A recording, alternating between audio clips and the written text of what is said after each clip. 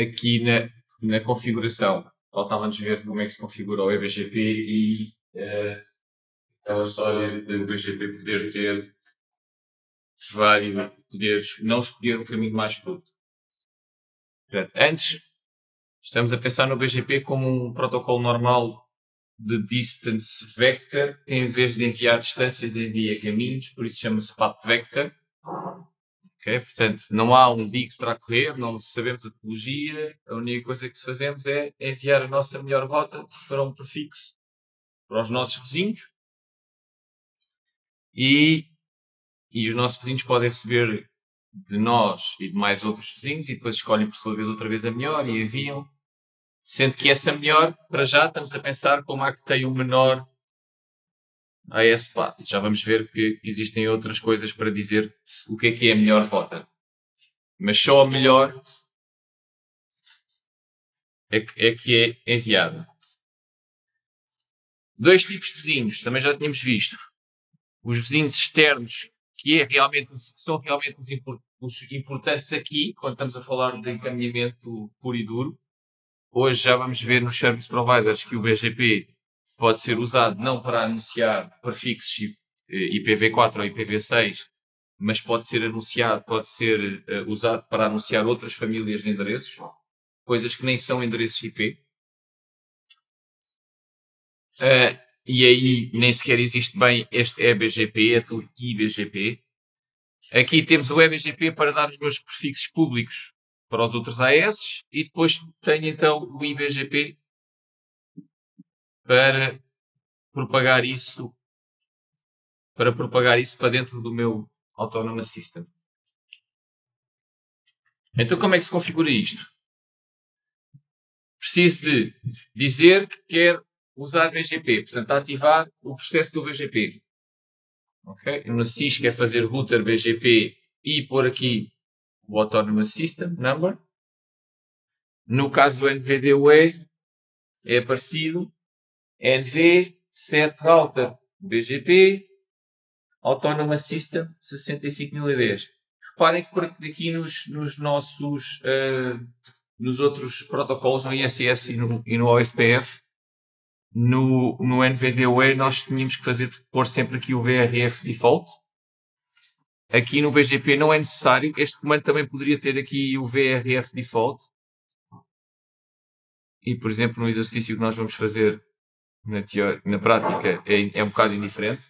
Mas o BGP pode depois ter ser aplicado a mais do que uma VRF e, portanto, eu posso fazer o comando assim. Isto quer dizer que fica BGP para todas as VRFs. Ok?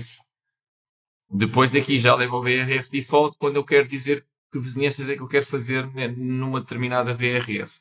Portanto, aqui ele pode cá estar ou não, é indiferente. Ok?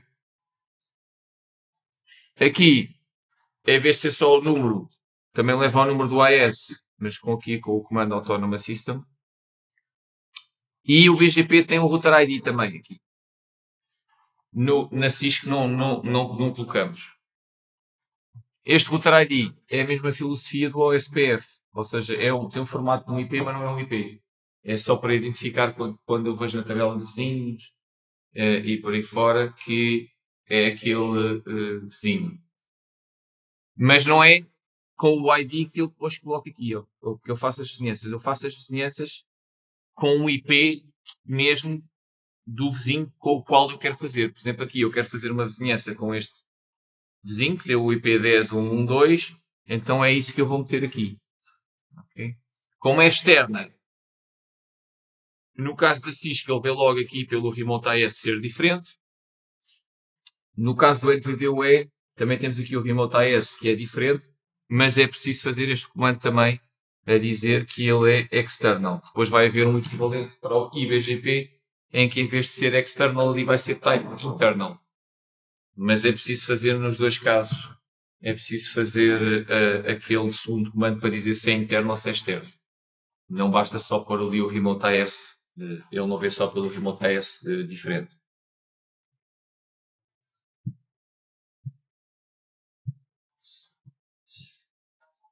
Então, vizinhanças externas, vizinhanças já feito entre o R2 e o R3, o que é que falta agora? Portanto, já estou a dizer que tenho o BGP, estou a falar que o AES Standard, e já estou a dizer com quem é que eu quero fazer a vizinhança. Portanto, quero fazer a vizinhança com o 10.1.2.2. O que é que falta dizer? Que redes é que eu quero anunciar no BGP? Portanto, que redes é que eu tenho aqui dentro, que são públicas e que eu quero anunciar por BGP para aqui. Como é que isto é feito? BGP. Como é que isto é feito? Com este comando, que é um comboio aqui no NVDUE, set, outra vez o VRF default, outra BGP, portanto isto é sempre igual. Esta parte. Agora, aqui tem que dizer se é IPv4 ou IPv6. Okay. Portanto, tenho que fazer este comando address family. Nos nossos exemplos aqui vai ser IPv4 unicast, mas podia ser IPv6, seria IPv6 unicast. E depois, então, eu tenho o comando network, static network, e dou aqui uma rede. Na Cisco este comando é mais simples, é só fazer o comando network, pôr a rede. A diferença é que ali é mais simples, é que ali posso usar o barra 24 e aqui a máscara é posta com o dotted decimal. Aqui há uma nuance muito importante. Isto não existia no OSPF, nem no ISS, nem no EIGRP. Ou seja, o que eu fazia era dizer que uma determinada interface pertencia ao EGFP e isso fazia com que ele fosse anunciado com um determinado custo que eu chegava àquela rede que a interface tinha. Aqui não, ok? Aqui o que eu estou a dizer é que eu quero anunciar aquela rede. Aquela rede pode não ser uma rede. Aliás, no BGP vai acontecer muitas vezes. Portanto, há uma diferença aqui fundamental. Portanto, o que acontece é que este R2 pode estar a anunciar redes que estão penduradas noutros routers, aqui, que eu quero que sejam públicas, que eu quero anunciar por BGP, e essas redes não são dele. Portanto, aqui não existe aquela coisa de eu dizer este interface pertence. Portanto, aqui está separado em duas coisas diferentes. Tenho um comando para fazer a vizinhança e depois tenho outros comandos para dizer que redes é que eu quero anunciar. Nos outros três protocolos isso era a mesma coisa. Ou seja, era ir ao interface dizer que ele participa no protocolo. Isso fazia as duas coisas. Fazia eu fazer uma vizinhança por aquele interface, porque nesses protocolos, nos IGPs, eu só posso fazer vizinhanças com routers que estão diretamente ligados a mim. E, portanto, esse comando que diz que uma interface pertence ou não no protocolo fazia as duas coisas. Fazia com que eu fizesse uma vizinhança através dessa interface e fazia com que a rede dessa interface fosse anunciada. Aqui não só eu posso fazer vizinhanças com routers que não estão ligados a mim e por isso não posso usar um mecanismo de dizer esta interface pertence ao BGP. Não existe isso, porque eu tenho que dizer explicitamente qual é o IP com o qual eu quero fazer a ligação TCP para depois ter a vizinhança BGP. E então, com isso, a única coisa que faz é fazer a vizinhança. Falta a outra parte, que é dizer o que é que eu quero anunciar, que neste caso também podem ser redes que não são interfaces meus. E, portanto, tenho que ter aqui um comando à parte que tem que dizer que redes é que eu quero anunciar. Agora, eu posso pôr aqui as redes que eu quiser. O BGP só vai anunciar as redes que estão aqui se essas redes existirem na routing table. Ok? Portanto, só se ele souber chegar a essas redes é que ele vai anunciar aqui. Elas podem estar diretamente ligadas ou não. Se ele tiver uma rota para elas, ele anuncia. Tem que ser uma rota igual. Não pode ser um sumário onde aquilo cabe. Se ele tiver uma rota, mas menos específica, ele não anuncia. Tem que ser exatamente com o número de bits que eu puser aqui na máscara. Ou seja, ele na tabela de encaminhamento tem que lá ter um 10.222.0/24. Se tiver lá um 10.220/20, que também inclui esta, ele não anuncia. Tem que ser exatamente aquilo que está ali. Sim. O router IP usado pelo border router é o mesmo do OSPF? Não, nada a ver. Mas são os... Podem ser os mesmos, podem dar o mesmo, mas se houver também o OSPF, muitas vezes há, né? Tem que haver o OSPF ou o ISS dentro. Então tem dois chips. Tem um ID do OSPF e tem um ID do BGP. O BGP é só visto pelos... Só visto pelo BGP, não tem nada a ver. Não tem a ver com os... Não tem nada a ver. O OSPF está a correr paralelamente e permite coisas como, por exemplo, eu fazer, por exemplo, uma vizinhança deste R2 com o router que está aqui na nuvem, que eu só sei chegar lá porque tenho uma rota que aprendi por OSPF para chegar lá. Por OSPF ou por ISS ou outra maneira qualquer.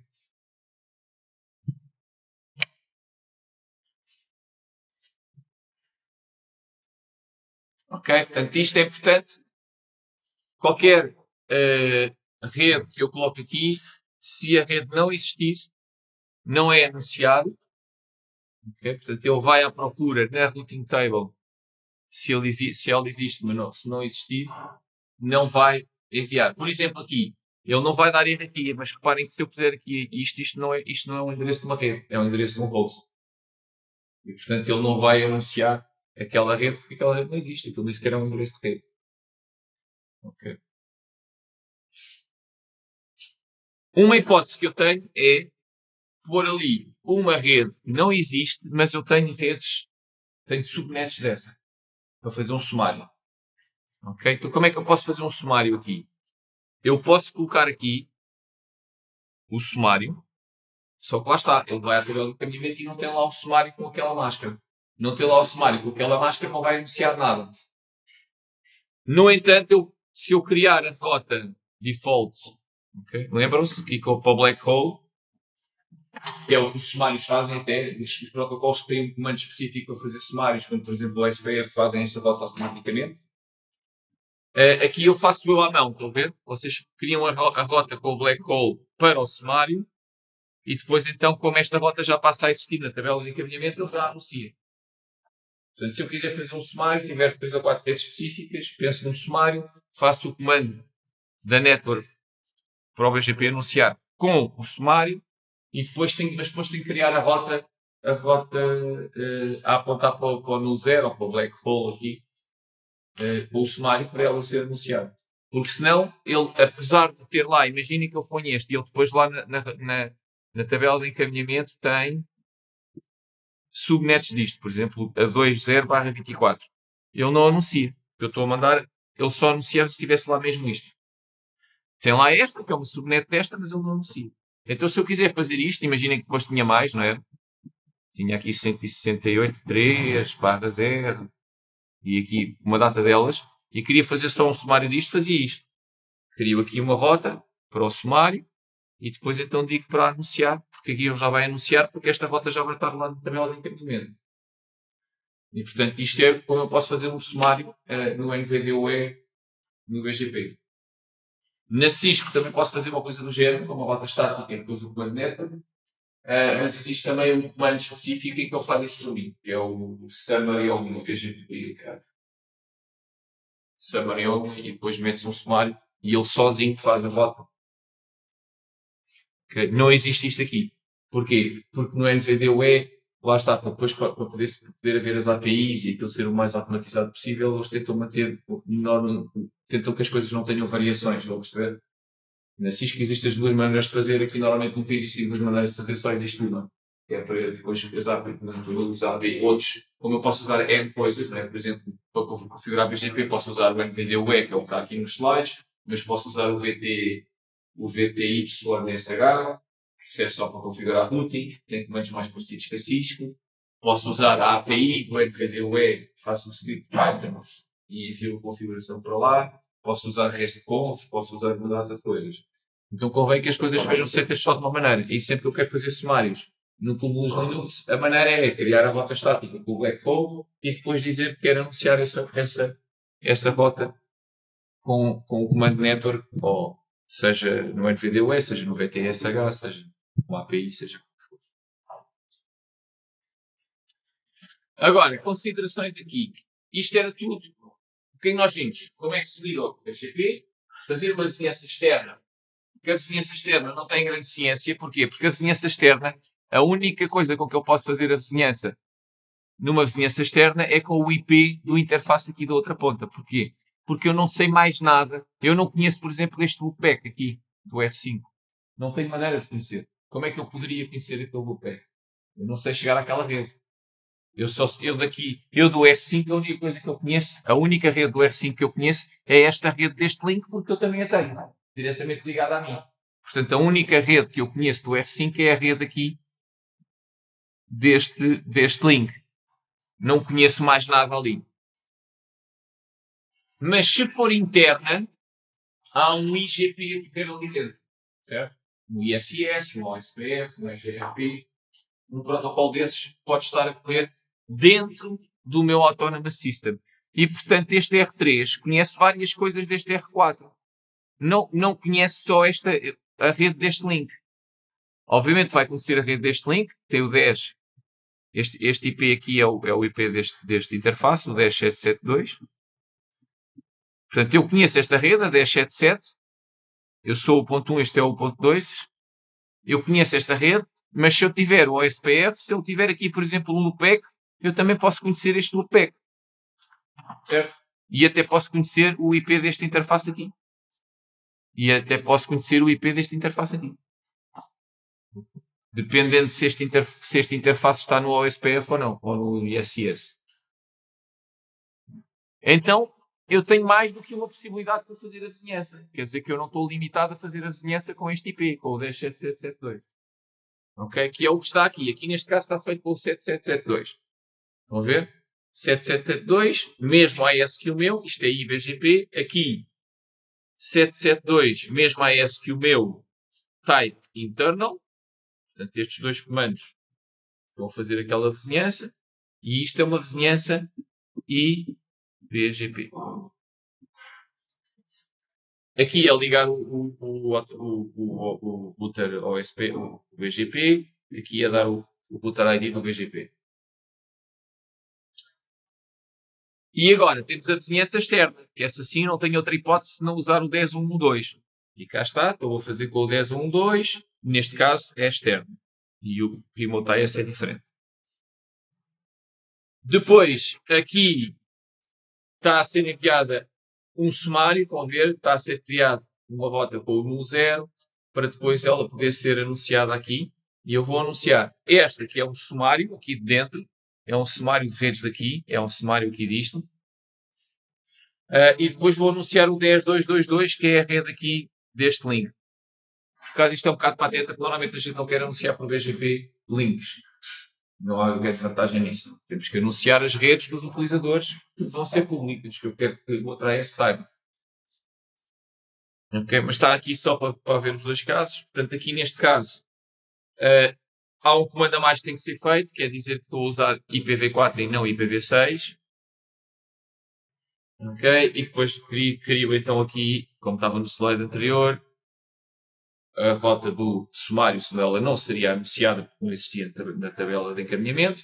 E depois esta e esta. Esta não é preciso fazer obviamente nada porque esta existe lá. Esta rede está lá.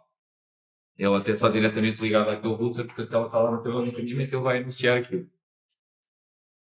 Perfeitamente possível. Neste caso, então, estou a usar o 10772. Mas como eu estava a dizer há bocado, se houver um IGP aqui dentro, eu posso usar outros IPs deste R4 para fazer a vizinhança. Posso usar aqui um loopback, posso usar aqui o IP deste link. Se este link provavelmente vai estar incluído no OSPF, portanto, ele também vai anunciar isto. Será que há vantagens em fazer isso ou não? O que é que acontece? Sim.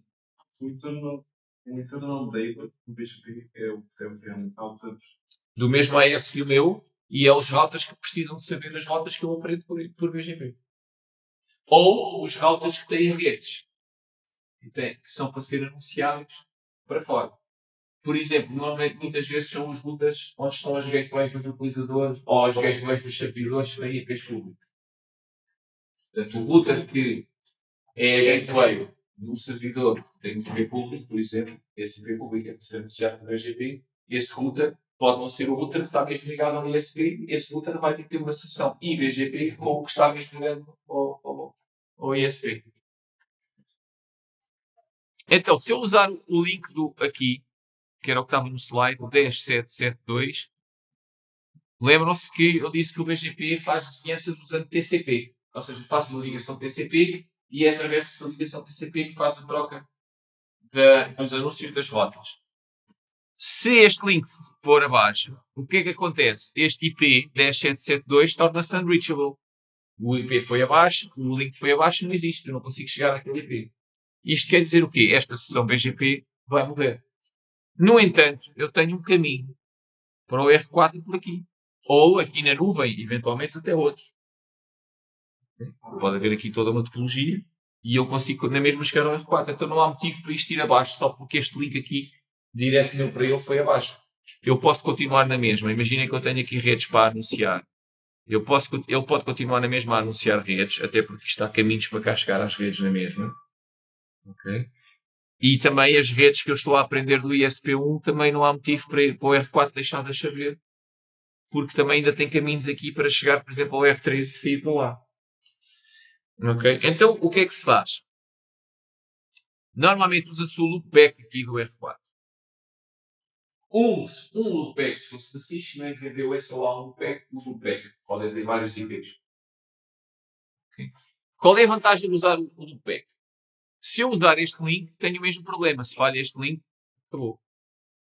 O loopback, enquanto eu tiver um caminho para lá, eu consigo sempre chegar.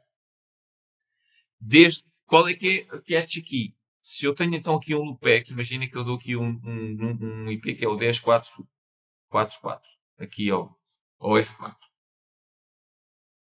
Atenção, ele só sabe chegar a isto se o loopback estiver incluído no protocolo interno, no OSPF ou no ISS. Certo? Se não estiver incluído, ele também não sabe mesmo, porque o IGP, o protocolo interno, não anuncia aquilo para os outros routers, ele não sabe chegar ao 10.4.4, não pode fazer a vizinhança daquilo. Portanto, o que é que nós fazemos? Normalmente temos aqui um loopback. Normalmente esse loopback está incluído no protocolo interno, que é para aqui o R3 saber chegar àquele loopback. E depois, em vez de usar o 10.7.7.2, passa a usar o loopback. Vantagens disto. Isto falha, continua a poder ter a vizinhança ativa. Este falha, imaginem que existe outro caminho aqui pela nuvem, continua a ter a vizinhança ativa. Como aquilo é por TCP, ele nem sequer se apercebe que houve uma falha nem que foi abaixo, porque há ali uma altura que perde os pacotes, o TCP retransmite, quando aquilo passa a usar o outro caminho, e o F3 nunca desaparece o vizinho. Só vai desaparecer o vizinho quando não tiver mesmo conectividade para ele. E aí é que tem mesmo que desaparecer, porque não adianta nada estar a anunciar rotas, porque depois ele não consegue chegar lá.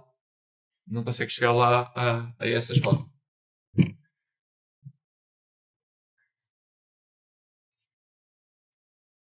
Okay? Atenção aqui que nas vizinhanças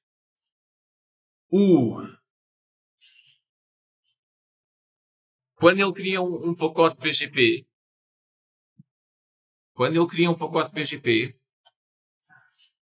o Destination IP é o que está no comando, onde eu faço a vizinhança. Portanto, ali se usar o loopback, o Destination IP vai ser o loopback, por isso é que ele tem que saber chegar lá com o protocolo interno. O Source IP, se eu não fizer nada, é o endereço do interface pelo qual sai o pacote. Isto é válido para qualquer tráfego IP ou router. Acho que eu tinha dito ainda. Certo? Normalmente o está sempre a pensar no destino. Ele vai à tabela de continente e vê qual é que é o pacote de destino. Se for um pacote que ele está a fazer routing, o IP de origem, não muda, né? O IP de origem já vem da origem do pacote. Mas quando é uma vizinhança, o IP de origem é uma próprio router. Ou seja, mesmo nos outros protocolos, no ISS ou no OSPF, quando ele envia um pacote. Bem, no ISS não faz sentido, porque o ISS são frames da internet, não são pacotes IP, que ele envia nas vizinhanças. Mas no OSPF é um pacote IP. Mas no OSPF também não há nada a saber, porque é o quê? Como é que é feita a vizinhança? É no link que está diretamente ligado a mim. Portanto, o endereço de origem é o endereço do link onde aquilo sai, não há outro ponto de sair, e o endereço de destino é o endereço da outra ponta daquele link. Aqui não, já vimos que isto pode ser até mais do que um OP, não é? E se eu tiver a usar o loopback como endereço de destino, eu tenho várias maneiras de chegar àquele loopback. Se eu voltar aqui ao desenho, antes da falha, provavelmente, eu estou a ir por aqui, mesmo que seja para o tal loopback, eu estou a ir por aqui, estão a ver? Depois de haver a falha, eu já estou a ir por aqui. Então, antes da falha, o endereço IP de origem da vizinhança é 10.7.7.1. Depois da falha, teria que ser 10.2.2, não sei qual é que é aqui o endereço deste lado, mas pode imaginar que é o 10.2.2.1.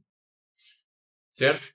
Então, não é só dizer que a vizinhança é feita para o loopback daqui. Eu tenho que ter também um loopback meu e dizer que aquele é sempre o endereço de origem. Porquê? Porque se eu estiver a fazer a ligação normal, eu estava a fazer aqui para o loopback, mas os endereços de origem que está aí deixam de ser um. Quando isto falha, certo? Eu passo aí, eu consigo falar com ele por aqui, mas isto já não consegue responder para o 10.7.1. Então a ligação vai cair da mesma. Vai ter que ser feita uma nova ligação TCP. Okay? Então, o que é que eu faço? Para além de eu fazer a vizinhança para o loopback daqui, eu tenho que ter um comando para dizer que o meu source address, ou seja, o endereço IP de origem, é um loopback meu. E este loopback meu também tem que estar no IGP, no Interior Gateway Protocol, porque senão tem também problema, né? Que é também para o outro vizinho saber responder para aquele IP. Se estiver a usar o loopback como origem e destino, aí sim, desde que haja um caminho entre eles, a ligação nunca vai abaixo. Então, traduzindo isto em configuração no NVDOE, então eu tenho que ter o SPF a funcionar, ou o ISS, aqui neste caso está com o SPF. Ligar, com o router ID, isto é do R2, aqui, isto é a configuração do R2. E então vou dizer que tenho na área 0 estas redes. Okay? Isto, ó, por acaso aqui, isto não está feito como a gente costuma fazer, que é ir aqui ao interface e dizer que isto pertence ao SPF. Okay? Portanto, este é o interface loopback, está na área 0. Este é o interface que liga aqui, o de baixo, o 222, também está na área 0. Depois configuro o BGP, Autonomous System, BGP Router ID. Eu acho que estes comandos, isto devia ser no interface. Isto está mal aqui. Tenho que corrigir isto depois de manuals acetados. Ok, e aqui é a mesma coisa. Estes dois aqui, lembram-se, isto é no interface, ou seja, é NV7 interface e depois era o interface que está aqui e depois dizer que pertence à área 0.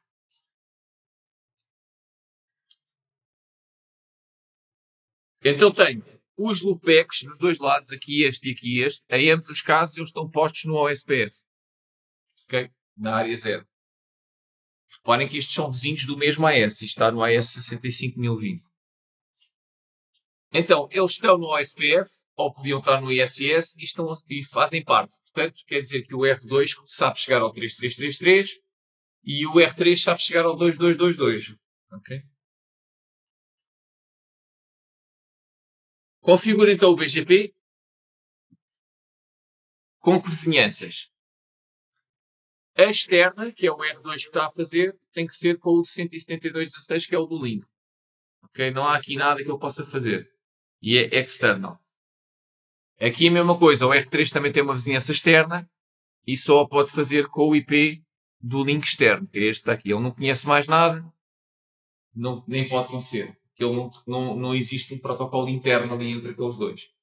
Portanto, ele só sabe chegar ao link porque está diretamente ligado a ele. Okay? Portanto, ele só conhece aquele IP porque ele tem aquela rede, porque aquela rede está diretamente ligada a ele. Para a interna, então vou usar o loopback. Ok? Portanto, vou usar o loopback. Digo que é interno, até aqui já tínhamos visto, o comando é igual, só muda o IP. Vou usar o IP que eu quero, que neste caso é o IP interno, é o IP do loopback. Qual é que é o comando que não tínhamos ainda? É o tal comando para dizer que quando eu falo com o vizinho 3333, os pacotes é para levarem o endereço de origem do meu loopback. Okay? Está bem? Que é para estar nos dois a usar o loopback. Depois é ligar o IPv4. Aqui é a mesma coisa, estão a ver? Portanto, as vizinhanças internas, para serem bem feitas, normalmente têm aqueles 3 comandos. Tem os 2 comandos para fazer a vizinhança, usando o IP do loopback, e depois outro comando, também com o IP do loopback, a dizer para fazer o update source para o meu loopback. E depois tu podes ter aquela vizinhança terem como source address o meu loopback. Ainda pode haver mais um outro comando necessário. Portanto, já vamos ver porquê. para as vizinhanças internas. As vizinhanças externas são sempre só isto. É sempre só neighbor, IP, remote AS, número do AS e depois type external. Sim. O loopback address, o loopback é o router ID do OSPF. Pode não ser. Pode não ser. E tem só que pertencer à Este ID podia ser o que fosse, mas pode ser o loopback address. Aliás, se vocês não o configurarem, ele é o loopback address que ele vai escolher, o maior loopback address, como router ID. Mas isto nunca é usado mesmo como IP, portanto é indiferente. Só mesmo um identificador, só quando vais ver as tabelas dos neighbors e etc. é que tu vês aquilo.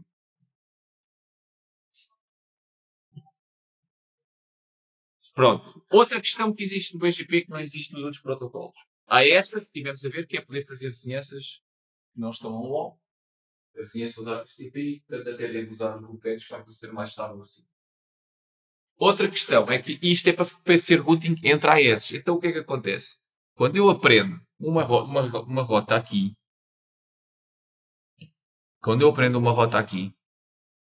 e depois a propago para o vizinho cá de baixo, o next hop da rota vai continuar a ser o 10.1.2.2. Portanto, todas as rotas que eu aprendo ali pelo R5, e se eu decidir que aquela rota que eu aprendi pelo R5 é a melhor, porque eu só digo aos IBGPs as melhores, eu vou dizer ao R4 que consigo chegar àquelas redes, provavelmente aqui é esta, por exemplo, que é o que está aqui, tem, exato. Eu vou dizer que consigo chegar através do 10.1.1.2.2. E isto não muda. Duas questões aqui. Isto quer dizer o quê? Quando a rota chega aqui, para o R4 saber chegar, ele tem que saber chegar ao next hop. Duas hipóteses. Ou este link está no IGP, ou seja, este router R3 incluiu isto no OSPF ou no ISS, e portanto, e este também está no OSPF ou no ISS e sabe chegar ali, por esse protocolo interno. Ou, muitas vezes não colocamos isto no protocolo interno. Porquê? Porque se colocarmos isto vai ter que ser passivo, porque eu não quero fazer vizinhanças com o outro AS no protocolo interno. Okay? Depois, porque aquela rede pode até estar muita gama, pode não ser interessante, ou posso não querer em termos de segurança que os routers aqui dentro saibam que aqui dentro da rede seja possível chegar àquele IP. Então o que é que eu posso fazer? Posso configurar isto de maneira a que ele troque. O next hop vai ter que ser sempre o R3 ou tem que ser sempre através do R3. Porque se eu aprendi a rota aqui, a saída é por aqui. O que eu posso fazer é substituir o IP deste link por um IP do meu loopback. Pelo IP do meu loopback. Então o meu loopback já não há problema nenhum em estar no IGP e já toda a gente sabe chegar lá. Então existe também um comando para isso. Se não houver problema em ter isto no IGP, não é preciso esse comando. Não há porquê, porque não há problema nenhum em ele dizer que o next hop é o 10.1.2.2, porque eu vou saber chegar àquela rede. Depois eles vão saber chegar àquela rede. Ok? Portanto, está aqui uma espécie de dois passos. As rotas que eu aprendo por BGP, o next hop não é uma coisa que está diretamente ligada a mim, que é uma coisa também diferente do que acontece nos internos. Nos internos, o next hop de uma rota é sempre um link meu. Portanto, é sempre uma porta-linha. Aqui há dois níveis. Quando aparecer um pacote para aqui, ele tem uma rota BGP, ele vai ver o next hop e depois vai ter que consultar a tabela de encaminhamento outra vez para ver se sabe chegar ao next hop. Porque o next hop pode não ser um link dele. Aliás, num router IBGP nunca é. O next hop nunca é um link dele. Okay? Portanto, um router só tem vizinhanças IBGP. Numa rota BGP, o next hop nunca vai ser um link dele. Nunca, porque essas rotas vêm de um vizinho IBGP que ele tem, que esse sim tem vizinhanças, é BGP. E esse que tem vizinhanças é BGP é que pode ter um next hop que é o link dele. Então aqui também é preciso ter cuidado com isto. Portanto, é preciso saber se estes links estão no IGP ou não, se está no protocolo interno ou não. Se tiverem, não há problema. Se não tiverem, tenho que usar o Next Hop Self. Aqui no Cisco é o Next Hop Self e aqui também é o Next Hop Self. Só que aquilo leva ao ON. Okay? Portanto, e aqui, obviamente, tem que fazer os outros. Isto é só mais um comando, tem que lá estar o que liga ao router BGP, que faz as outras, as vizinhanças todas. Este é para acrescentar, ok? Portanto, na vizinhança, quando eu vou fazer a vizinhança para este vizinho 1088, que nem é ali da figura, eu vou, para além dos outros comandos que já vimos, ou seja, fazer o comando neighbor normal e o update source, se for com o loopback, para além desses dois comandos, acrescento este terceiro comando, okay? com este next hop setting, next hop self on. Esta parte não interessa muito do comando, que isto está lá sempre, não é?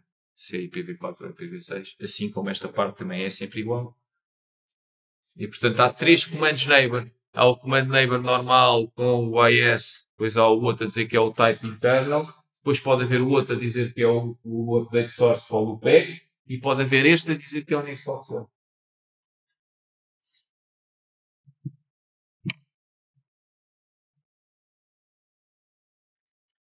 Pronto, isto está isto. Portanto, BGP é um file vector, funciona com o princípio parecido com o distance vector, só que em vez de anunciar distâncias, anuncia caminhos. Até agora estamos sempre a pensar que ele escolhe o caminho mais curto, o ES4 mais curto, para funcionar mesmo como um distance vector.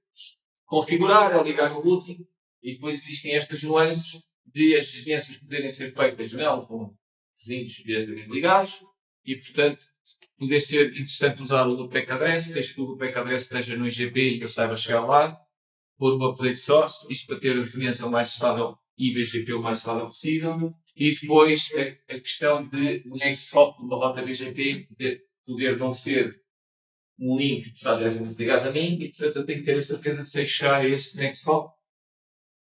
E para eu chegar a esse next hop, onde é uma vizinhança IBGP, eu tenho que ter, se o link externo estiver no IGP, não é preciso fazer nada, se não tiver, tenho que trocar o next hop para o loopback de quem está a anunciar, porque é o comando do next hop self. Agora, questão final. No BGP, eu posso não escolher o caminho que tem o AS4 mais curto. Ok? Portanto, nem sempre isto é associado a um custo. Associado à bandwidth, por exemplo, ou ao número de links, nem sequer é escolhido sempre o que tem o AS4 mais pequeno. Ok? Há um processo de seleção que depende de vários atributos das rotas.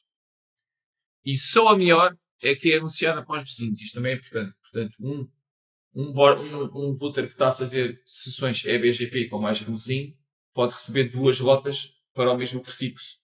Mas depois, mesmo por IBGP, para os outros, só anuncia a melhor. E de um vizinho para o outro, se ele tem os tais dois vizinhos, também só anuncia a melhor. Estão a perceber? Portanto, ele recebe as duas e depois só anuncia a melhor para os outros vizinhos. Como é que ele escolhe a melhor? Então, nós até agora tínhamos considerado isto, certo? Prefer shortest IS path. Qual é que é a questão? Estas que estão azuis não são muito importantes. Porquê? Porque são desempates que não têm a ver com atributos das rotas. Por exemplo, preferir a rota originada pelo router local. Isto é uma coisa normal. É se eu tiver duas. E isto quer dizer que se eu tiver a receber uma rota para o mesmo prefixo e uma foi de um IBGP e outra foi de EBGP, eu vou preferir a de IBGP. Mas as que estão aqui a amarelo é que são as relevantes para entre os AS. Estão a perceber? Para a propagação entre os AS. E então temos aqui que o shortest path não é a primeira. Ok? Existe uma coisa que é este local preference que é avaliada antes do AS path. Isto quer dizer o quê? Se eu receber duas rotas para o mesmo prefixo e uma tiver um AS path com 10 AS e outra tiver só com 1 AS, eu posso preferir ir pela que tem 10 AS.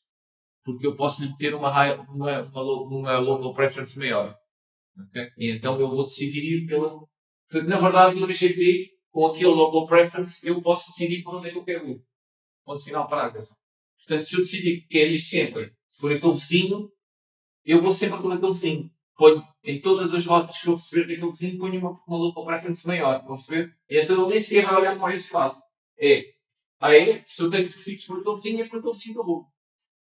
Não interessa a esse lado, ele nem sequer olha para ele. Se a local preference for igual, então sim, eu vou escolher a que tem o AS mais curto.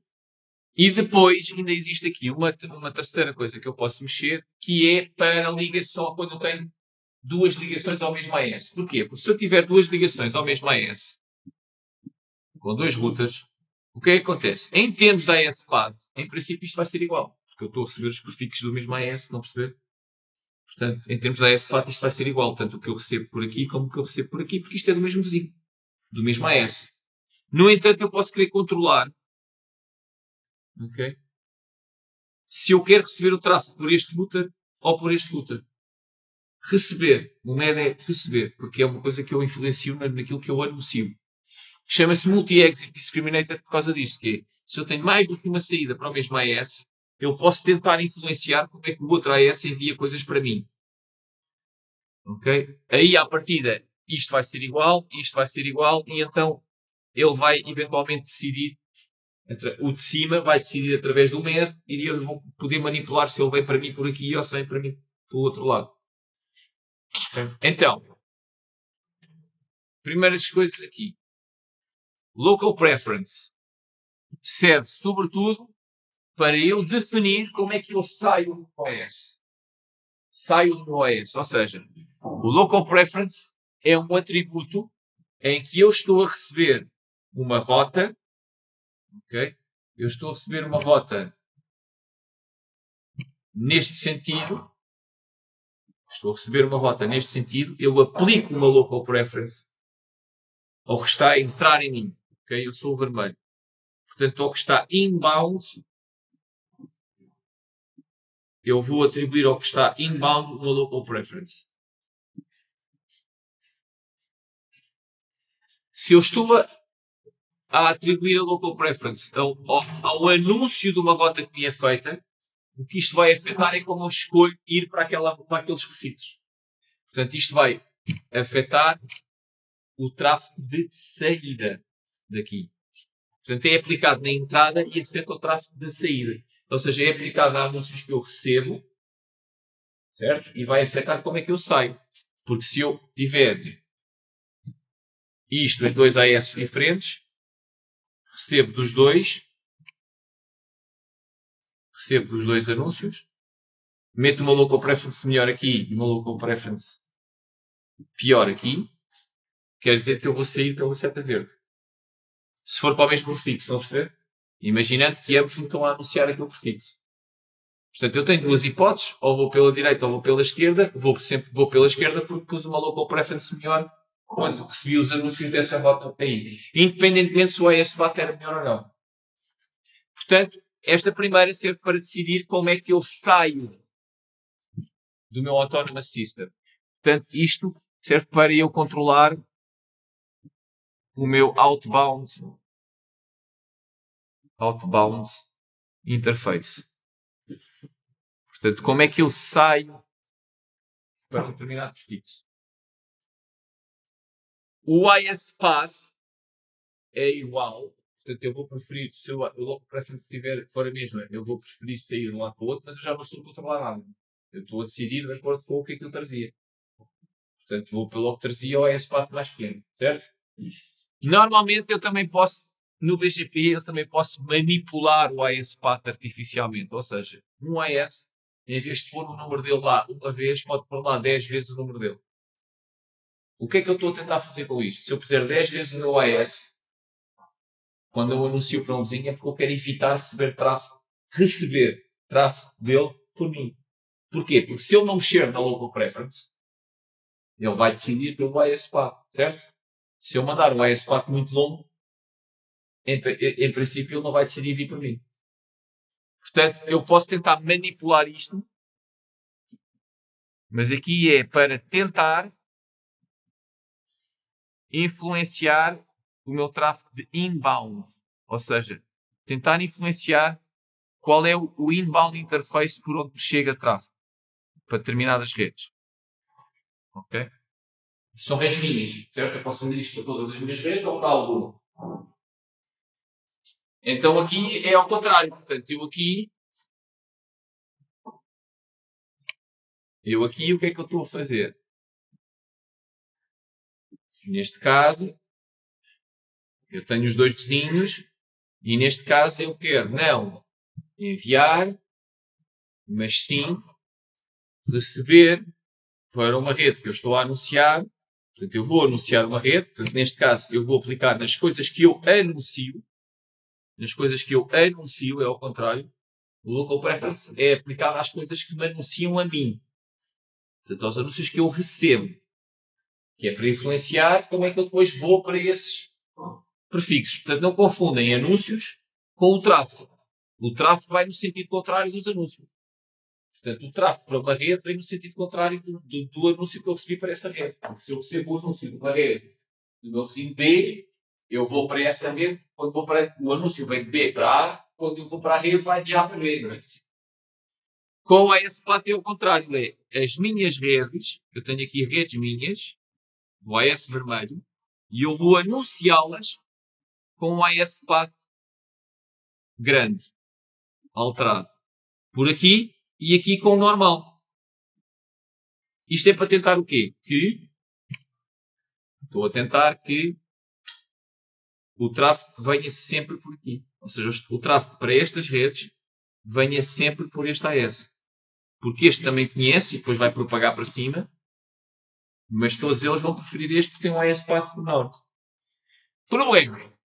Se este aqui aplica uma local preference muito boa aqui, isto já não faz nada. Porque ele vai decidir pela local preference. Portanto, por isso é que aqui é um tentar manipular. Tentar. Eu posso conseguir ou não. Aqui sim, no local preference, eu defino por onde é que sai. Agora, ou seja, no BGP eu consigo manipular por onde é que eu saio. Posso escolher sair pelo que não é o mais seguro. Isso eu consigo. E depois posso tentar manipular a escolha dos outros. Mas aí é só se os outros não usarem o local preference. O AS Path é neste cenário, com AS diferentes. O MED é para fazer uma coisa semelhante, mas para o mesmo AS. Portanto, é tentar que o tráfego que vem para mim, portanto, as direções são iguais, ou seja, aplica-se nos anúncios para tentar influenciar o tráfego que vem para mim. Mas aí aplica-se apenas quando eu tenho saída, quando eu tenho apenas quando eu tenho duas ligações para o mesmo AS. Com duas rutas, duas ligações para o mesmo AS. Porquê? O MED não é transitivo. Ou seja, se eu anunciar aqui isto com um determinado MED, quando este anuncia as minhas rotas, são as rotas que estão aqui a vermelho, quando eu anuncio estas rotas a vermelho para os outros AS, o MED já não vai lá. O MED já não vai. Okay? É isto que quer dizer não ser transitivo. O AS-Path vai. Porque o AS-Path faz parte do próprio funcionamento do BGP. Se eu já anunciei aquilo por um lado com 10 vezes o meu AS, tudo o outro anuncia para cima mantém lá esses 10 vezes o meu AS. O MED não. Portanto, o MED só é útil para o meu AS vizinho. Então só se usa quando eu tenho dois caminhos diferentes para o mesmo AS. Para o mesmo AS. A ideia é um bocado a mesma do AS Path Prepending. É pôr uma MED melhor nos anúncios por onde eu quero receber tráfego. Para tentar que este aqui, lá está, isto também só resulta se este aqui não aplicar uma local preference contrária. Porque se este aqui aplicar uma local preference contrária aqui, portanto, se este ao receber este a vermelho lhe aplica aqui uma local preference melhor, não adianta nada eu pôr aqui um MED pior. Porque ele vai preferir sempre o que é amarelo. Agora, se ele não mexer no local preference, o AS-Path aqui é igual. Se ninguém fizer prepending também. Então aí ele vai chegar ao MED e vai escolher aquilo, toma lá, vá.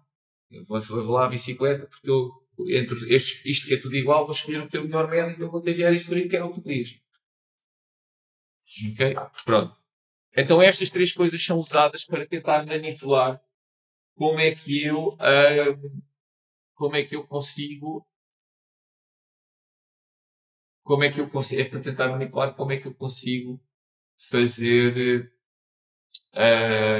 como é que eu consigo receber, enviar e receber tráfego. Isto tem a ver depois, por exemplo, na internet, depois vamos ver que o BGP tem outras utilizações, mas aí é só o IBGP, já ninguém vai olhar para estes atributos. Depois ainda existe outra cenário que o BGP às vezes é usado, que é mesmo para eu tentar fazer a rota como eu quero. E aí, quando é para fazer a rota como eu quero, também se podem usar estas coisas. Normalmente vou por preferência, são os anúncios para definir mesmo para onde é que eu quero ir num caminho. Os outros que não estão a amarelo fazem parte da decisão, mas nós não mexemos nisso. Portanto, são características onde nós não mexemos. E isto é só para garantir que existe sempre uma maneira de desempatar entre duas rotas iguais, para escolher a melhor. O MED é constante. Não, o MED não é constante. Estas estão a amarelo e eu consigo mexê-las. Já vamos ver como. Foi por isso que falámos nos roadmaps. Usam-se roadmaps para manipular aquilo. Portanto, faz-se um match, que pode não ser nenhum, se quisermos aplicar a todas as rotas.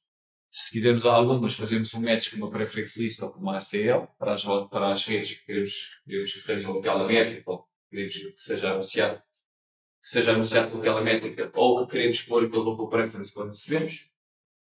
E depois tem um set que é para pôr no local preference, ou o MED, ou o ISPath, como quiser. Ok? Então, local preference, cá está. Eu tenho aqui, neste cenário, eu estou a receber esta rede por aqui e estou a receber esta rede por aqui. Agora reparem, qual é que seria o caminho normal que ele ia escolher? Por aqui o ISPath é 2. Ok? E por aqui o ISPath é 3. Portanto, ele iria preferir sair pelo R2. Eu não quero. Quero pelo R1. Então posso usar o Local Preference para isso. Aqui, em tudo o que eu recebo do R2, eu aplico uma Local Preference 150. Aqui aplico uma Local Preference 200. Como a Local Preference é maior, então eu vou escolher ir por aqui. Porquê é que eu posso querer fazer isto? Porque imaginem que este é meu cliente. Eu sou um ISP e este é meu cliente. Portanto, ele paga neste link. E este aqui é ao contrário. Eu sou cliente dele. Então, sempre que seja possível chegar à rede por ali, eu prefiro mandar aquilo pelo meu cliente. O que é que acontece? Os clientes depois também tentam contrariar isto. Como é que os clientes tentam contrariar isto? Bloqueiam os anúncios de rotas que recebem de providers para outros sítios. Que é para não acontecer, Porquê? Se eles bloquearem, o que é que vai acontecer? Se ele aqui não vai saber que ele sabe chegar a esta rota. Porque ele, se isto for, a não ser que isto seja um cliente dele também, aí pode ser, mas não é muito normal, se for um cliente dele, ele vai anunciar para aqui e aí é mesmo para ir para o cliente. Mas se isto, por exemplo, fosse um provider, o que ele ia fazer era que as rotas que ele recebe daqui, ele não anuncia para baixo. Faz um filtro. Que também dá para fazer com o roadmap. Pronto. Portanto, seja qual for o motivo, isto é possível. Então, local preference, como eu disse, é rotas que entram. Ok? Se for é por vizinho e depois pode ser aplicado a tudo que vem daquele vizinho ou só para determinados perfis, dependendo de como é que eu faço o roadmap. Portanto, se eu puser um match N só com uma cláusula 7, que é por exemplo o que está aqui, isto é no nazismo, portanto, eu tenho este vizinho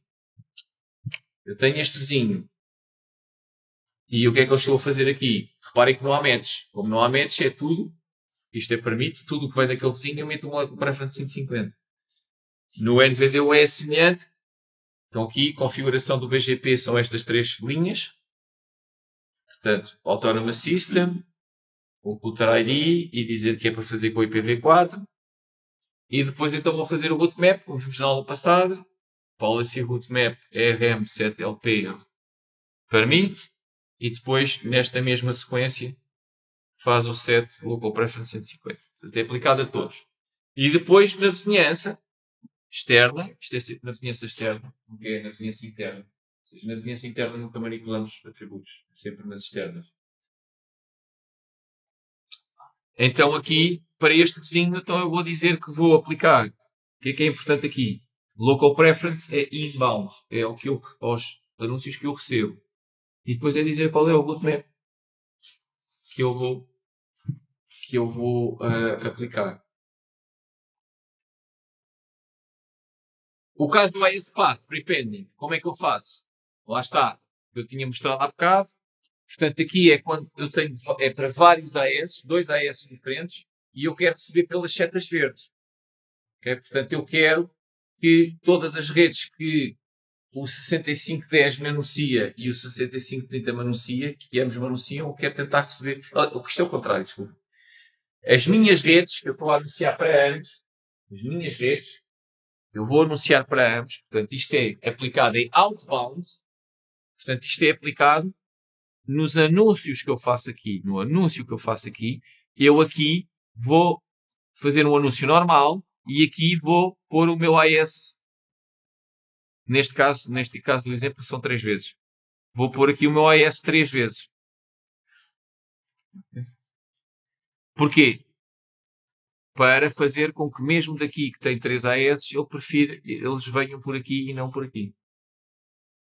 Para mim, isto é o tráfego para mim. Mais uma vez, se este R4 aplicar numa local preference melhor aqui do que aqui, ele vai vir, vem para mim por ali na mesma. Não consigo fazer nada com aquilo. Mas isto é só se este R4 aplicar uma local preference melhor ao que recebe do R2 do que ao que recebe do R5. Porque ele no R5 também vai receber as minhas redes daqui, não é? Porque eu anunciei por aqui e isto chegou até ali. Como é que eu faço isto? Muito parecido. Portanto, como é que é o bootmap aqui? Mais uma vez, como é para todas as redes, é só isto assim e só tem o set. Se for para algumas redes, nós temos um exemplo no fim, aqui no meio vai ter que haver um comando com um match. E antes de ir para o comando match, vamos ter que definir uma prefix list antes. Ou uma ACL, mas normalmente para isto, como é prefixo, se chama prefix list. Ok? E depois então vou aplicar, neste caso, a outbound. No caso da Cisco, eu tenho que pôr aqui, assim, repetir quantas vezes eu quiser o meu AS. No caso do NVDA, existe aqui este comando assim, o last AS, e depois eu digo quantas vezes é que eu quero ter o last AS. É mais fácil, porque não tenho que estar a reescrever, não sei quantas vezes. Posso dizer logo aqui quantas vezes é que eu quero ter. Vão ver, esta parte do comando vai pôr 3 vezes o último AS, que sou eu próprio. Atenção que eu posso fazer isto não só para as minhas redes, como para as redes que eu aprendi de vizinhos. O que eu estou a fazer é meter o último, que sou eu, 3 vezes. O último que está no caminho, que depois para os outros até vai ser o primeiro. Mas é o último que foi acrescentado ao caminho. O último que é acrescentado ao caminho é o meu. É como no Distance Vector, eu acrescento o meu custo para o vizinho, não é? Aqui eu acrescento o meu AS ao caminho de chavinha.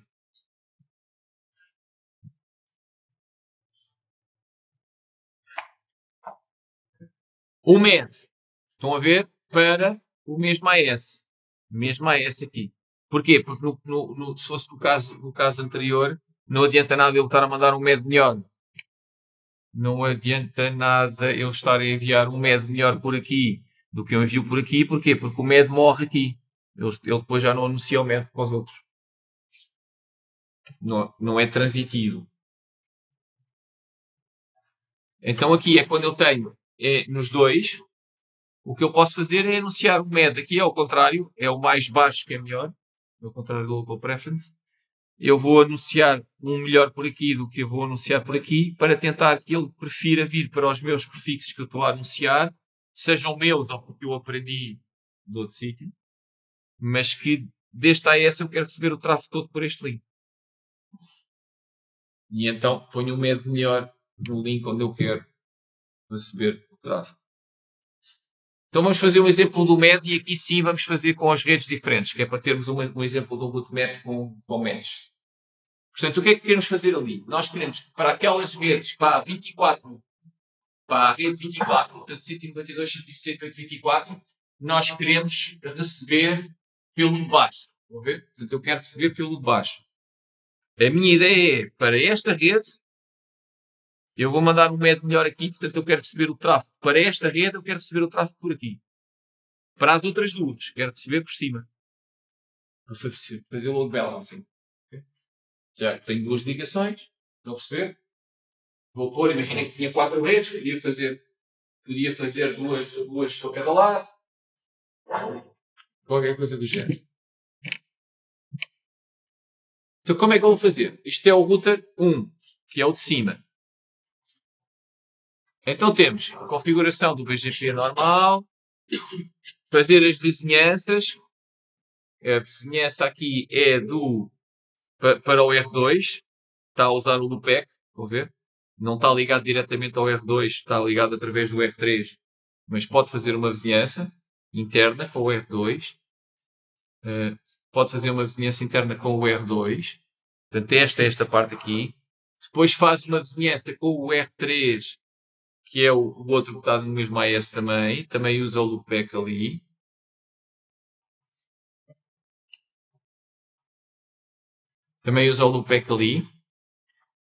Em ambos os casos faz o update source. Portanto, isto é aquela vizinhança interna para ser o mais estável possível. Usar os loopbacks e fazer o update source com o meu loopback também. Depois tem a vizinhança externa, que são só 2 comandos, não é? Porque só posso usar o link direto, não sei mais nada. E depois vou fazer, então, as prefix lists. Uma faz match à tal 24, que é a que tem a MED diferente aqui. Só preciso fazer uma que faz a que tem um MED diferente, estão a perceber? Então, vou fazer esta, que é a que vai ter um MED diferente. E então, vou fazer agora o routemap. Estão a ver? Routemap. Primeira linha igual. Agora, neste caso, já temos um match. Match e prefix list para a IoTNet. Portanto, é todas as que baterem certo com esta rede. Nestas, eu vou meter 100. Certo? Lembram-se que ele avalia os routemaps por este coisa. Aqui podia estar 20, por exemplo, mas está 100. Mas depois aqui tem que ser um número maior que aquele. Para ser avaliado depois. Portanto, todas as que baterem certo com estas levam 100. Todas as outras estão match any, levam 200. Não podia estar ao contrário, porque se tivesse este número menor que aquele, como aqui não tem match, ele ia pôr 200 em tudo. Okay. E depois nem sequer já fazia a outra. Lembram-se? Porque se a partir do momento em que bate o match, já não faz os outros. Portanto, tem que ser assim. Este tem que ter um número de sequência mais baixo do que este, que é para este ser avaliado primeiro. As que batem certo com isto levam 100, todas as outras levam 200. Depois, isto é aplicado, neste caso, é aplicado em outbound. Ao vizinho externo. Isto está mal. Isto não é aqui. Isto é 172, 20, 50. Isto é para aplicar a este vizinho, que é o vizinho externo. Sim. A ordem que pomos o número das rules, inserimos o código que interessa. Podemos pôr primeiro a rule 100 e depois a rule 10. No código, sim. Ele avalia sempre a 10 primeiro. Na maneira que os comandos não interessam. Podem pôr primeiro o dos 100. Ele avalia sempre. Qual é que é do outro lado? Do outro lado, na mesma. Pronto, as vizinhanças internas. Isto são lá as internas dele. Isto é a vizinhança para fora. É que não sei se era o 172 que estava mal. Ali, se era aqui. Deixa eu ver no desenho. Não, exato. Porque um é o 172 e o outro é o 190. Exato. Exato, portanto ali estava mal cá em baixo. Era 172 e aqui é 192. Aqui está certo. Tudo. Aqui está, estão trocados os dois. Aqui era 192 aqui. Aqui que é o 192, 168, 28. Portanto, vizinhança externa. E agora aqui o que é diferente? Espera lá que isto. Estou no último, não. Agora é que estou no último. Portanto, ali esqueçam isto tinha-me dado bem há bocado, agora estava no slide errado. Aqui está tudo certo, ok? Portanto, aqui está consistente, no outro é que está enganado. O vizinho ali é o 192 no desenho. Aqui, estão a ver? Ao contrário. A prefix list agora tem duas redes, porque eu agora quero aplicar a duas redes. E agora vou fazer aqui então as que batem com as redes levam 100, as outras todas levam 200. Portanto, esta parte até fica igual. A única diferença é que a prefix list agora tem aqui duas redes. Portanto, isto fica desencontrado com as métricas do outro lado, exatamente como nós queríamos.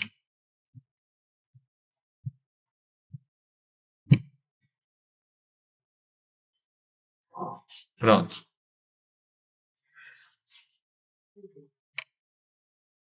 E isto termina o BGP.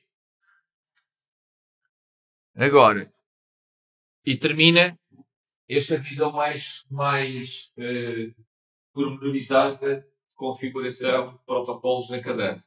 Agora vamos entrar vamos falar de várias coisas, então vamos ver tão pormenorizado, também nunca vamos configurar. No segundo trabalho vamos configurar BGP e depois vamos fazer uma coisa com o OpenFlow. Quando formos no OpenFlow vamos ver um bocadinho outra vez mais pormenorizado, só porque usamos no trabalho. Entretanto, vamos falar aqui agora de outras tecnologias que estão ligadas a isto que nós estamos a usar, mas não vamos ver a configuração porque não fazemos na prática. E porque agora também já é um bocadinho. A ideia agora é dar-vos um overview. Não é bem um overview, mas é mais terem uma noção de como é que agora as coisas modernas funcionam, etc. Em cima disto que já aprendemos. E temos aqui o resto da aula de hoje e depois a aula da próxima semana, em que vamos ver mais alguns tipos de protocolos, mas com menos pormenor. Porque são aplicados a outros tipos de redes. Portanto, o BGP, que nós já estávamos a ver aqui, já é um pouco fora das redes campus, das redes empresariais. O BGP já é a interligação dessas redes com o Service Provider, com o ISP. E depois até pode ser usado, o BGP está aqui um bocado no livro, porque o BGP também pode ser usado até entre ISPs. E é usado entre ISPs na internet. Portanto, aquilo que nós estivemos a ver é válido para configurar e se estiverem a trabalhar mesmo no Service Provider no ISP. Portanto, estamos aqui já na fronteira a sair das redes de campos para as redes de Service Provider. As redes de Service Provider. O que é que a rede de Service Provider hoje em dia, isto está aqui um bocado, faz? Isto é um cenário um bocado ainda 4G, mas que na verdade, em termos de serviço, ainda é o que temos agora. Embora nós tenhamos 5G na parte de rádio, se vocês pensarem, os serviços que nós temos ainda são estes que eu tenho aqui no slide, que já vêm das redes anteriores. Então, normalmente, o que é que uma rede de Service Provider faz? Quais é que são os grandes serviços de um Service Provider? Os clientes residenciais. Okay. Temos aqui os clientes residenciais que têm VoIP em casa, né? O VoIP é transportado na rede do Service Provider de uma coisa à parte, são pacotes IP, mas não vai no mesmo sítio, não é da mesma forma, do mesmo serviço que o tráfego da internet. Depois temos então a internet e depois temos o Broadcast TV, o Video On Demand dos próprios operadores, porque se estivermos a falar das plataformas de streaming, na verdade estão aqui neste serviço também. Okay? São over the top e, portanto, para o Service Provider, elas estão a passar com tráfego de internet. Aqui, quando eu estou a falar de Video On Demand, é das boxes IP que nós temos em casa, da Live TV, e que também dá para ver os 7 dias atrás, e as gravações, e os videoclubes, e algumas têm também plataformas de streaming que não sei se nesse caso usam ou não a rede de Broadcast TV deles. Mas isto são serviços à parte, ou seja, isto está a passar na rede do Service Provider, mas está tudo separado. É isso que vamos ver como é que se pode separar. Depois, outro grande serviço que as redes de Service Provider de acesso têm, fazer o Mobile Backhaul, que é o quê? Interligar as células das redes móveis. Portanto, a parte de rádio é só até à célula, quando falamos em 5G do rádio é só até à célula, depois da célula, aquilo de tráfego tem que ir para qualquer lado. Portanto, têm que ser interligados, tem que ser entregue à internet, quando nós estamos a ser à internet. Quando são chamadas é a mesma coisa. Quando são chamadas entra também numa coisa tipo VoIP, onde é transportado à parte em pacotes IP até chegar à outra célula da outra ponta da chamada, onde depois então vai para o rádio, outra vez. Portanto, isto é o Mobile Backhaul. E depois outra grande fatia porque isso muitas vezes está interligado para eles próprios, não é? Se estivermos a pensar num operador cá em Portugal, no service provider cá em Portugal, aquelas duas primeiras caixas estão interligadas, porque estão a fazer o mobile rate call também na rede de rádio deles, e depois usam essa rede também para a parte dos clientes residenciais, para aqueles serviços. Mas depois existe outra grande gama de serviços, e depois também depende dos service providers. Há service providers que nem sequer têm residential customers. Há service providers que estão só especializados, por exemplo, nisto, e que depois também vendem serviços para os outros operadores tradicionais para fazer mobile rate call. O que são Enterprise Services? São interligações das redes campos que nós temos estado a ver e das redes Enterprise. Portanto, raramente uma grande empresa hoje em dia tem só um escritório. Tem vários escritórios, ou tem várias dependências. Se for um banco tem as agências todas. Se for um supermercado tem todos os supermercados que existem naquela cadeia. E essas redes, cada uma dessas coisas são ligadas umas às outras. Até aqui a faculdade, pertence à Universidade Nova. A Universidade Nova tem aqui a faculdade, tem a Nova SBE, tem a Faculdade de Medicina, tem não sei quantos campos, tem o campus principal em Campo Livre, e também eventualmente pode querer ter um serviço de uma rede de tudo. Ok? Portanto, o que é um Enterprise Service? É normalmente conexões entre os vários branches, que nós chamamos as One Connections, para eu permitir ter uma rede. Também se usa a internet para fazer isto, mas continua a haver estes serviços. O que acontece é que normalmente agora temos uma camada de software que depois gera quando é que eu estou a usar a internet, com túneis, IPsec, não sei o quê, e quando é que eu estou a usar o serviço destes. Normalmente estou a usar o serviço destes para coisas mais críticas, e uso a internet, que é mais barata, para coisas menos críticas. Geralmente vai de novo, se funcionava nas antigas CCT, da nova. Não só da nova, como na Europa inteira. Não tem muito a ver. A Little Bob só partilha a parte da autenticação, etc. Que é para nós podermos ter acesso a todos os sítios. Mas depois aquilo é uma rede à parte. E quando nós estamos ligados à Little Bob, numa faculdade fora, não é como se estivéssemos aqui. Só se usarmos a VPN em cima disso. Só se depois usarmos a VPN na faculdade em cima disso. O que se faz hoje em dia é que se faz uma espécie de VPN, como a nossa, para fazer isto usando a internet. Fazem-se uns túneis através da internet. Depois, o que eu faço é uma ligação cifrada desde o sítio onde eu estou, do escritório ao outro, a acessar a internet, mas depois não tem largura de banda garantida, não tem nada disso que passa na internet. Estes serviços que eles fazem, não. É como se fosse um link só meu, que me está mesmo a ligar. Pois há abstrações. Eu posso imaginar que tenho um router para ligar os dois escritórios, isso chama-se uma VPN Layer 3, ou posso imaginar que tenho um switch ou uma ligação à internet. Chama-se uma VPN Layer 2, que é a tecnologia mais moderna que há para fazer agora uma coisa chamada EVPN, que é de Ethernet VPN. Temos o equivalente alucinante para Portugal. Não sei se temos. Não sei, porque não sei se nós temos assim uma ligação dessas, por exemplo, com as outras entidades da NOM. É possível que tenhamos, se tivermos, porque a FCCN se calhar dá isto. Eu não estou a ver a faculdade a pagar um serviço destes, porque também não tem grande use case para isso. Agora, isto é usado. Por exemplo, eu estive já há muito tempo, uma vez ali aqui nos escritórios da Cisco, e eles estavam a fazer videoconferência com um sítio qualquer remoto, e aquilo era HD. E portanto, não está a passar na internet, está a passar num destes serviços que eles sabem qual é a largura de banda que tem, e não só sabem, como depois também controlam e durante a chamada dão prioridade ao tráfego da chamada e tudo. E então tinha um grande ecrã com HD, não sei o quê, aquilo está sem atraso nenhum, sem nenhum a fazer videoconferência de um lado para o outro. Mas isso é porque aquilo não está a passar mesmo na internet. Quer dizer, na verdade aquilo está a passar em fibras ópticas, onde está a passar tráfego da internet também, mas aquilo é separado logicamente e dá para ter outras garantias e por aí fora. E muitas vezes nem sequer é só um service provider, é preciso um encadeamento de service providers para fazer um serviço destes. Se eu for comprar aqui a minha nós, não vou conseguir ligar aos Estados Unidos, né? Com o meu banco de uma VPN. Mas depois eu compro o serviço aqui a um e esse por sua vez, para me conseguir dar isso, paga ao outro e não sei o que para chegar lá. Esses contratos das Ones destas coisas, estes serviços são muito caros, estamos a falar na ordem das dezenas de milhares de euros por mês. Há 20 anos, agora nem tenho, há 20 anos eu trabalhei a gerir a rede do Jerónimo Martins, depois saí da faculdade. Nessa altura era a PT e os serviços para interligar aqui os que eles pagavam à PT, que agora é a Altice, que eles pagavam para a ligação de todos os supermercados, que eram os Pingo Doce, mas havia um grande que se chamava Feira Nova, que agora é um Pingo Doce também, que é em Lisboa, que é o único que é tipo também um supermercado. E depois ligar isso aos escritórios, ao data center deles, onde eles controlam os estoques todos e não sei o quê.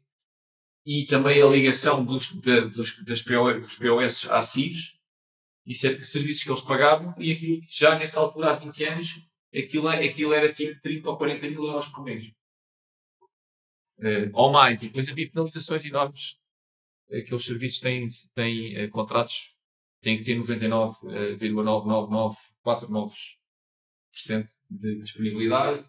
Sempre que não cumprem aquilo até aos 4 novos. Se tiver 99,99, penalizações enormes, logo tipo 10, 20, 30 mil euros, já não pago. Mas é mais, nem estou a dizer 40 mil, mas acho que não. Acho que até é o atual dos meses. Acho que aquilo andava perto para aí dos 100 mil euros por mês que eles pagam. Que eles pagam disso. Uma empresa grande, obviamente, serviço. Então, isto é uma visão da rede, um bocadinho ainda agora, o que é que está a acontecer? Nós temos aqui, nesta rede móvel, o 5G já apareceu muito aqui, mas na verdade, se vocês pensarem hoje em dia, ainda não estão a aparecer serviços que tiram partido no 5G. Na verdade, o 5G, eles fizeram um grande investimento para já, a maior parte de nós não nota nada. Ter 4G ou 5G, ok, em vez de ter 200 megabits, consigo ter 500, mas para ver vídeos vai dar ao mesmo. Para ver vídeos, estar no Instagram ou não sei o quê, já chegava ao que tinha. Agora, vamos ver, eles vão começar a aparecer. Já há aí algumas coisas de nicho que nós não desapercebemos no consumer, mas pronto. Aqui também está a haver uma grande revolução, mas isso vamos ver ao longo, vamos ver depois também para a semana e não sei o quê. Ao nível de automatizar isto, das tecnologias que se estão a usar aqui dentro, mas a arquitetura ainda é um bocadinho, aqui ainda estamos a ver em termos de arquitetura aqui. Depois vamos ver que muitas vezes o que eu agora começo a fazer é virtualizar esta infraestrutura toda, mas isto é em questão para coisas de automatização, etc. Portanto, eu normalmente tenho aqui uma zona de acesso com tecnologias muito distintas, desde as fibers, Ethernet over Fiber, que é isto, que pode chegar às nossas casas. Aqui é uma Passive Optical Network, em que aqui isto não tem grande coisa, ou seja, não tem quase Layer 2, é meio passiva até chegar aqui. Isto já quase não existe. Era DSL, era em colo, já quase não existe, já desapareceu. Mesmo este cable, cá em Portugal, isto também praticamente já desapareceu. A última que foi desligada era a da NOS, que ainda vinha da TV Cabo, e que eles ainda tinham em alguns sítios, mas praticamente também já foi toda desligada. Portanto, hoje em dia é quase tudo uma destas duas coisas. Que está a ligar as residências, está a ligar as empresas, está a ligar o mobile backhaul. Depois isto está tudo pendurado em nós de agregação. Okay? E aqui então vamos ver hoje o que é que se pode usar aqui dentro. Aqui, originalmente havia umas coisas, umas tecnologias do Layer 2, que era, há 20 anos, lá está, havia uma tecnologia chamada Frame Relay, e outra que era ATM, que eram coisas que eram usadas aqui. Entretanto, a Ethernet foi começando a ter velocidades muito elevadas e a ficar tão barata que se começou a querer usar, logo 2004, 2005. Vamos começar a tentar usar Ethernet aqui. Que é Ethernet over Fiber, por aí fora. E é uma das hipóteses. Nessa altura também, mais ou menos, também surgiu outra coisa que era um problema aqui é que quando eu uso routing tradicional, por exemplo, num serviço, num cenário deste em que eu de repente tenho não sei quantos clientes, como é que eu vou gerir isto tudo? Os clientes são obrigados a ter IPs públicos para eu conseguir depois anunciar, por exemplo, de uma branch para outra branch, se IPs através da minha rede. Como é que eu lhe dou então a tal rede só dele? E aqui surgiu o MPLS, que também é 2003, 2004. O MPLS surgiu primeiro para acelerar o routing, para eu deixar de fazer o longest preface match sempre que possível. Ou seja, se eu tiver zonas onde eu posso ser um bocado agnóstico sobre os prefixos, e eu vou aí não estar a fazer routing, porque isso atrasa-me e vou tentar arranjar outra maneira de fazer. E portanto aqui isto é muito hoje em dia uma combinação de MPLS com Ethernet. Okay? E depois isto o que é que faz? Isto é, esses serviços todos que estávamos a falar, isto passa tudo aqui. Como é que isto passa tudo aqui? Tem que arranjar uma maneira de os separar. Fazer VPNs. VPNs, vocês que já usam da faculdade, é uma VPN sobre a internet. Não é isto que estamos a falar aqui. O que é que nós temos até agora falarmos que é um bocadinho quase uma VPN, uma VLAN, que separa, né? Os esportes só pertencem a um, os esportes só pertencem a outro, não há mistura do tráfego dos dois. Mesmo numa trem, onde passam todas, não há misturas, porque quando chega ao fim eles olham para as tags e se param por outra vez. Portanto, aqui é essa ideia, que é, eu estou a transportar tráfego, mas eles têm uma maneira qualquer de ser separado. Depois, quando chega ao destino, cada um vai para o seu sítio. E mesmo aqui dentro, cada um cada um vai passar nos sítios onde está destinado a passar de alguma forma. Pode ser, por exemplo, com túneis MPLS, ou também há maneiras de fazer isto em Ethernet. Em Ethernet seria usando VLANs, mas as VLANs vamos ver que não dão bem para este cenário, porque são só 4096. Ok? E aqui eu posso ter centenas de clientes, e cada cliente depois também quer ter as suas próprias VLANs. E depois, normalmente, isto é transporte para chegar aqui. Ou à internet. A internet, normalmente, depois isto é um router BGP, cá está, que é este Broadband Remote Access Router, que depois faz aqui o routing entre AS. Depois o transporte, quando isto chega a outra AS, o transporte muitas vezes também é no core IP, mas aqui já não tem as tais VPNs. Posso ter ou não as tais VPNs já. Pode ser mesmo só para transportar tráfego da internet, não pode ser um core MPLS dentro dos AS e depois só tem BGP fora com routing tradicional. Estão a perceber? Depois lá dentro anda outra vez mais rápido, porque é outra vez MPLS. Depois os serviços estão montados em cima disto, não é? Video broadcast, os VoIPs, os video on demand, os serviços empresariais, os acessos aos data centers, porque isto também é outra coisa, isto depois também tem que fazer acesso aos data centers, às clouds. Se bem que as clouds públicas também, a maior parte das vezes, são acedidas através da internet. Se bem que é capaz de haver serviços WAN para aceder a clouds públicas hoje em dia também. Não duvidava que houvesse. Para lá está, aplicações críticas, etc. Pronto, isto é a descrição que eu estive a fazer, né? Porque aqui é o acesso, é a parte inicial, pode ser fibra, cabo, wireless, hoje em dia quase só fibra ou wireless. Depois temos então a agregação, que é aquilo que pode ser, que é Ethernet, ou que nós chamamos Carrier Ethernet, para separar a Ethernet das redes mais pequenas. E depois tem então aquela zona de interface com os serviços, sendo que depois também temos o Core IP MPLS. Qual é que é o problema de usar a Ethernet ali na zona de agregação? Okay? Portanto, nesta zona de agregação existem várias tecnologias que podem ser usadas. Posso fazer routing, por exemplo, isto é para um caso até muito específico, ou quase o único caso, com multicast, que é o que é usado na televisão live, porque nós estamos a ver canais em casa, aquilo é tudo transportado em IP, e é transportado em UDP, no caso dos live, não sei se é UDP, se é MPEG 10, mas tem uma coisa interessante que é, se tiverem 300 mil pessoas a ver o canal, o RTP1, por exemplo, se eu usar uma coisa tradicional, vou ter 300 mil fluxos a passar a mesma coisa. Então eles aí usam um multicast para isso, que é para replicar, para o pacote ir sendo o mesmo fluxo e só vai espalhando em determinadas zonas da rede até chegar aos clientes todos. Ok, portanto posso ter routing a passar em cima da MPLS, que é o que acontece normalmente no IPTV. Posso ter VPN, depois posso ter então a tal rede MPLS, que até podem ser links Ethernet, e montar uma VPN de Layer 3. Pode ser uma VPN de Layer 2, que era este HVPLS, e está a cair em desuso. Ou o Ethernet over MPLS também está a cair em desuso.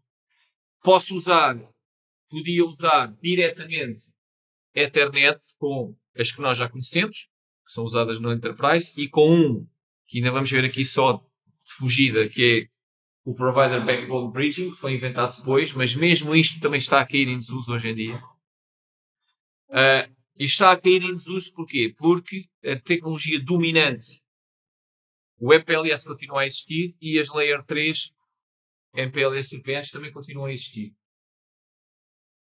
As Layer 2 desapareceram porque o que se está a fazer é, para dar uma abstração de uma rede Ethernet em cima de uma rede MPLS, apareceu em 2015 esta coisa do EVPN. Okay? O EVPN over MPLS é usado em Service Provider, é o que nós vamos ver aqui nos Service Providers. Depois, vamos outra vez falar no EVPN como um tipo de solução para os data centers e para um tipo de Software Defined Networking que se usa nos data centers, que depois vai controlar um bocado. Qual é a diferença? A diferença é só uma, é que o EVPN é um control plane, ou seja, o EVPN é igual nos dois casos. Assim no nutshell, é usar o BGP, não o BGP que acabámos de ver. O BGP que acabámos de ver em tudo. Tem o local preference nisso tudo. Só que em vez de anunciar endereços IPv4, anuncia outra coisa. Chama-se multiprotocol BGP. Okay? Portanto, é o BGP, só que em vez de não está a anunciar prefixos de redes. Está a anunciar outra coisa. Já vamos ver. Okay? E, portanto, o que acontece aqui é que está a anunciar, por exemplo, quem é que pertence àquela VPN. E está a anunciar os MACs também. Vai ser o BGP que vai anunciar os MACs ali. Portanto, a ideia disto foi, vamos usar o BGP para, em vez de anunciar IPs, anunciar os MACs de um cliente que pertence a uma determinada VPN. Okay, é VPN, desculpa. Portanto, um determinado cliente está a fazer um serviço de VPN internet. Em vez de haver McLearning, que é o grande problema da internet, deixa de haver McLearning. O que acontece é que são anunciados os MACs que estão em cada ponta, e quando eu quero ir para um determinado MAC, já não estou a fazer flood and learning no meio da rede, que era o problema de usar isto na zona do Service Provider. Portanto, vou passar a aprender isto com BGP. Depois, se eu conheço os MACs, o que é que me falta? Saber que, olha, se este MAC está na outra ponta, como é que eu transporto isto até àquela outra ponta?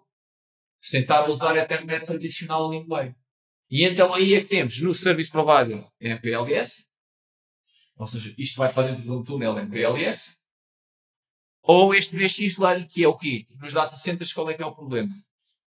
Eu quero ter esta ideia de que aquilo é uma LAN, portanto é um domínio de broadcast, é uma VLAN, mas depois não quero que aquilo seja mesmo um domínio de broadcast. Então o que é que vou fazer? Vou anunciar os MACs que estão nos servidores nas pontas, usando o BGP, multiprotocol BGP. E depois tenho túneis a ir de um top of the rack até ao outro top of the rack.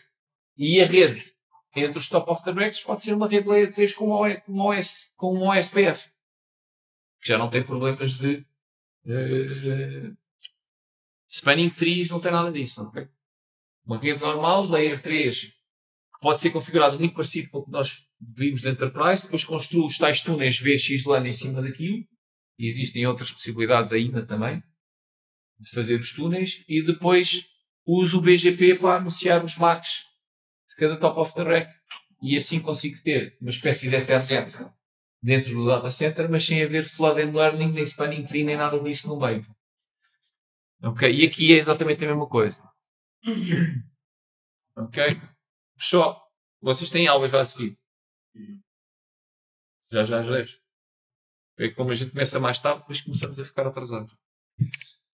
Só aqui. Então, deixa eu ver aqui os problemas Então o que é que eu quero ter aqui? Portanto, isto até apareceu esta coisa do Metro Ethernet Forum, que é uma entidade para... Então como é que vamos usar a internet? Já que em termos físicos e dos cabos, não sei o que, se tornou barato, fazer as portas muito rápidas, se tornou barato, temos de usar a internet. Temos de usar a internet fora das local networks, temos de usar isto para transportar coisas e serviços para lá. Então fez umas definições, não é? O User to Network Interface e depois uma Ethernet Virtual Connection, que é o que a VPN vai fazer. Que é fazer associar duas pontas e, embora aquilo atravesse a zona toda da rede do Service Provider para as duas pontas em que se tivesse um link à internet. Ou um link ou um switch. Vamos ver? Ali no meio. Como se tivessem um link ou um switch. Então, as implementações agora favorecem a VPN de Layer 2, que podem fazer estes serviços também. Ou seja, um Inline Service, que é fazer com que atravessar a rede do Service Provider seja visto como uma ligação ponta a ponta à internet. Ou uma Inline Service, que é ligar todos e depois aquilo ser como se estivessem numa VLAN, como se tivessem um switch no meio. Só o que nós vamos fazer é que aquilo que está lá no meio não se vai comportar como um switch, no sentido que não vai fazer de lado end-learn, porque isso não escalava.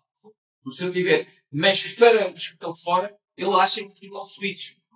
Porquê? Porque ele vai anunciar os MACs de um lado para o outro, para aqueles dois que estão na ponta, ele sabe que existem os MACs do outro lado e sabe que os MACs do outro lado existem daquela forma.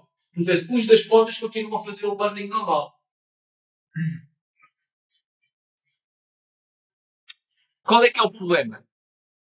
Para eu fazer estes serviços, imaginem que não tinha a tal VPN. Eu estava aqui a tentar usar o que nós sabemos até agora da internet. Tenho estes três problemas. Milhões de Customer End Stations. Porque se eu estou a dar uma LAN a 20 clientes, eu tenho que andar na rede de service providers, eu tinha que fazer make-learning dos MACs dos 20 clientes. Isto é impossível, pode ser?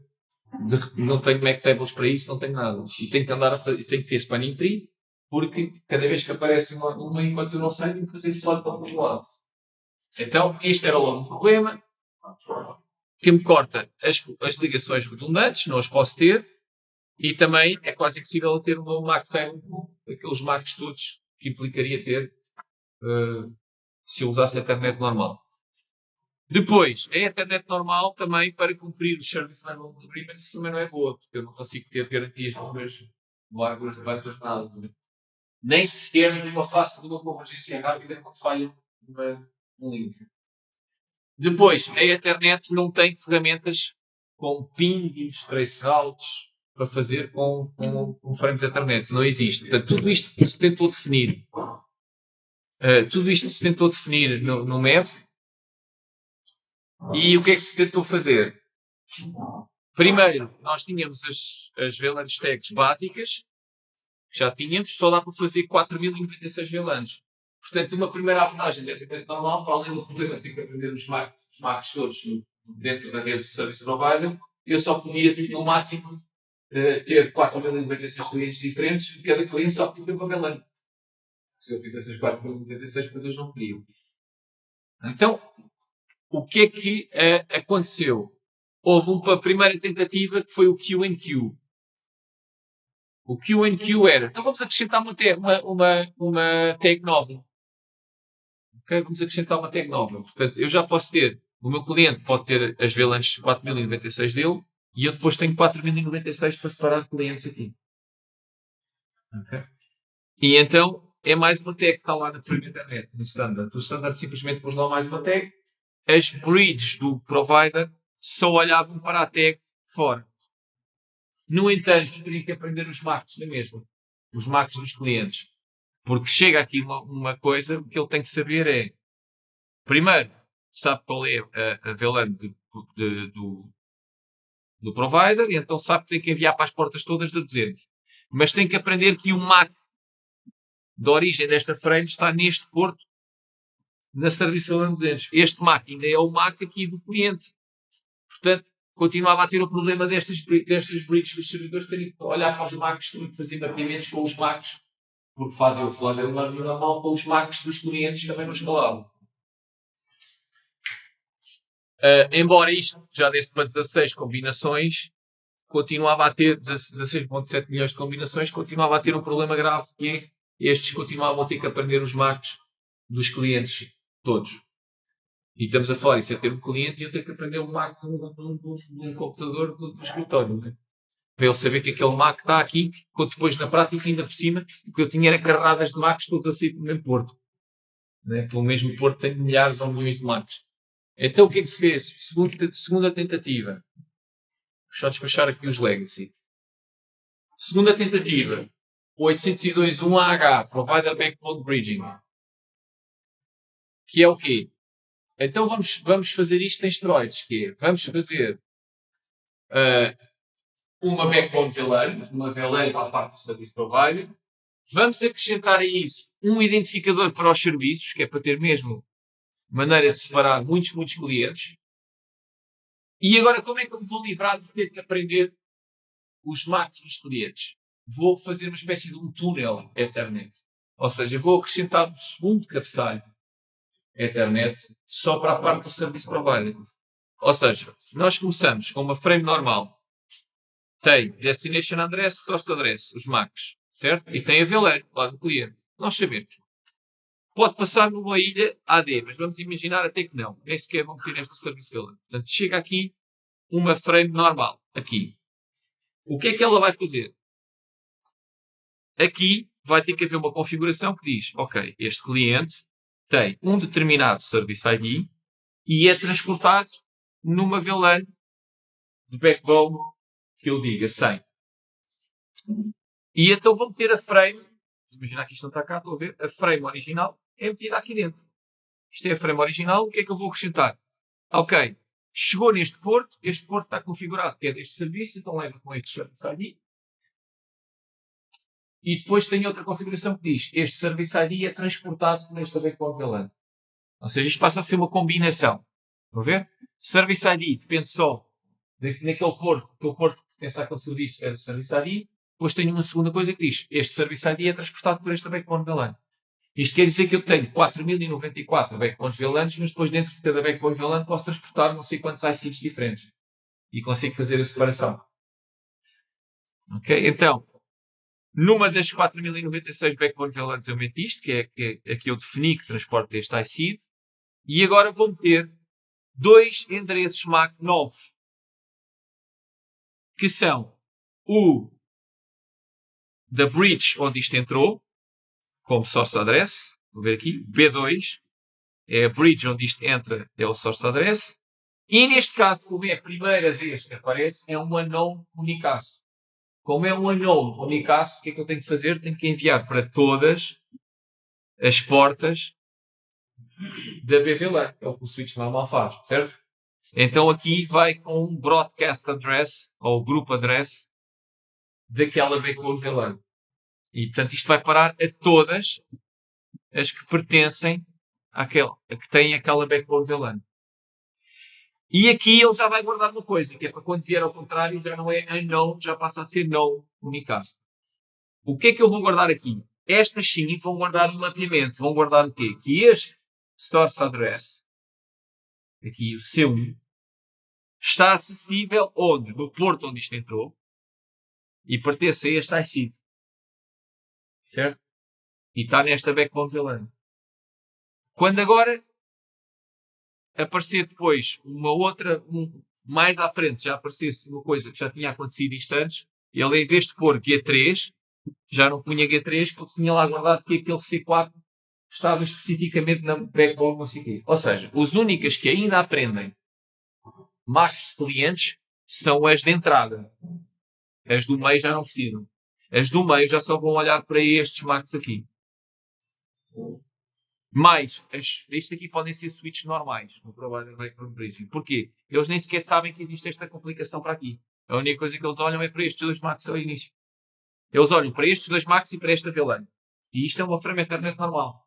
Até aqui. E, portanto, aqui, estes equipamentos tinham que ser novos e tinham que ter esta capacidade, mas os do meio podiam ser os switches normais. Problema que isto ainda tem. Porque é que então fomos para o EVPN? Normais. Então o que acontece? Isto são topologias grandes. Normalmente são anéis. Então eu tinha que ter o que aqui? Um spanning tree. Que vai cortar links. Que vai não sei o quê. Estão a perceber? Portanto, o Provider Backbone Bridging resolveu o problema da escalabilidade, mas não resolveu o problema de termos que usar o spanning tree, de ser broadcast lá dentro. Estão a perceber? E, portanto, já está também a ser substituído pelo EVPN. E pronto, acho que isto era...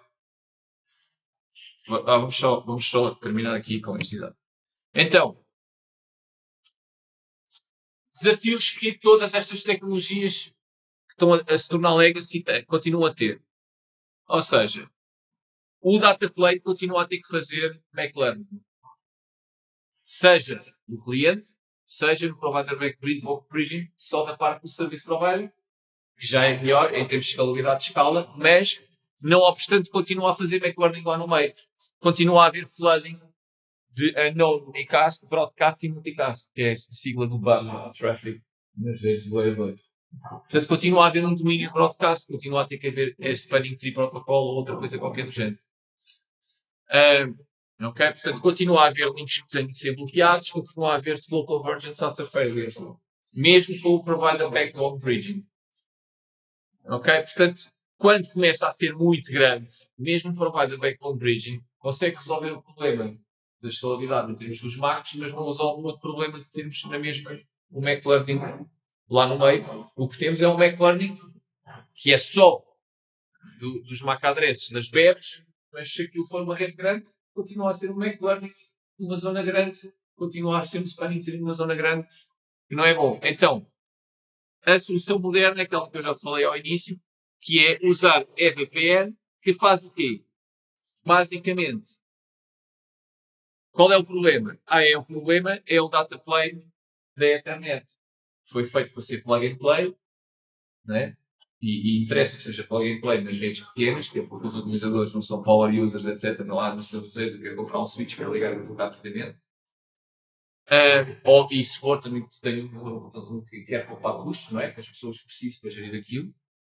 Então vou-me livrar do data plane disto, que é para não ter o flooding. Ao livrar-me deste data plane, vou-me livrar da necessidade disto.